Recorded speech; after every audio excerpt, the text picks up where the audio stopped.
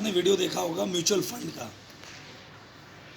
तो हम सबके मन में बात आती है म्यूचुअल फंड को कैसे काउंट किया जाता है, उसकी काउंटिंग कैसे होती है। तो my dear friends, it is a very complex procedure.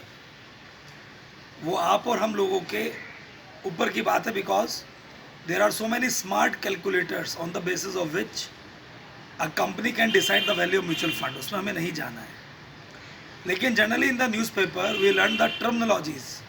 Amortisation, तो आप आजकल जब न्यूज़पेपर पढ़ रहे होंगे तो उसमें एक टर्मिनोलॉजी आ रही है amortisation and mark to market. तो ये दोनों अकाउंटिंग सिस्टम होते हैं। तो आज हम इन दो कंसेप्ट पर बात करेंगे। मार्क टू मार्केट वैल्यू आज अडॉप्ट किया गया है म्यूचुअल फंड के लिए। मार्क टू मार्केट वैल्यू का मतलब सिंपल होता है द फेयर प्राइस और the current price in the market of both asset and value. तो मैं आज म्यूचुअल फंड बेचने गया आपको, मैंने कहा मेरे म्यूचुअल फंड आप खरीद लीजिए या कंपनी खरीद लीजिए। तो जो भी मार्केट का वैल्यू उस समय चल रहा होगा that is known as mark to market value. तो mark to market accounting is accounting method determine fair value of asset and liabilities of an institution mark to current market value. तो जो market में उसकी value चल रही है, जिसपे maximum लोग उसे खरीदने को रेडी हैं, that is known as mark to market value. अगर 20 में से 18 लोग एक पर्टिकुलर म्यूचुअल फंड को 18 रुपये में लेना चाहते हैं तो that 18 rupees is known as mark to market value. ये इतना सिंपल कंसेप्ट है। नाउ सेकंड कंसेप्ट एमोर्टाइजेशन, इसको थोड़ा सा समझना। एक कंसेप्ट होता है मोर्टाइजेशन ऑफ हाउस और एसेट, एक होता है एमोर्टाइजेशन। मैं एमोर्टाइजेशन समझाता हूँ, फिर थोड़ा सा मोर्टाइजेशन भी समझा दूंगा।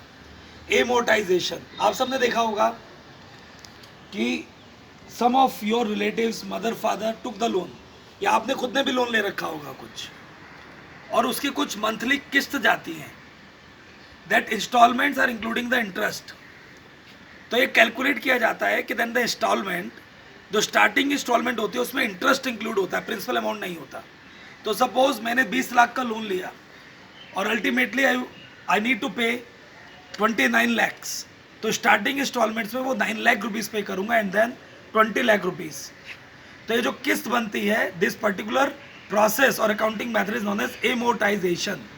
तो एमोर्टाइजेशन का मतलब क्या होता है? Gradually reducing the principal amount. That means आज मेरे पास किसी का 100 रुपये है, तो जब मैं उसको 100 रुपये को हर महीने 10-10 रुपये करके ख़त्म करूंगा, उसको एमोर्टाइजेशन बोलेंगे। इसी तरीके से कंपनीज के अंदर गवर्नमेंट टैक्स बेनिफिट देती है। अगर आपका कुछ एक्सपेंडिचर होता है तो कुछ लोग अपनी एसेट को मल्टीपल हिस्सों में बांट देते हैं। सपोज मैंने एक एक्सपेंडिचर किया, सम एक्सपेंडिचर एक्स में दिखा दिया, सम वाई में, और इन सबको मैंने कहना शुरू कर दिया that these are the asset जिनकी वैल्यू ग्रेजुअली कम होगी, and now I am deducting the cost every month to get the benefit in tax. उसको भी एमोर्टाइजेशन बोलते हैं। तो लैंग्वेज में पढ़ते हैं, amortization is accounting method where periodically lower the book value of the loan।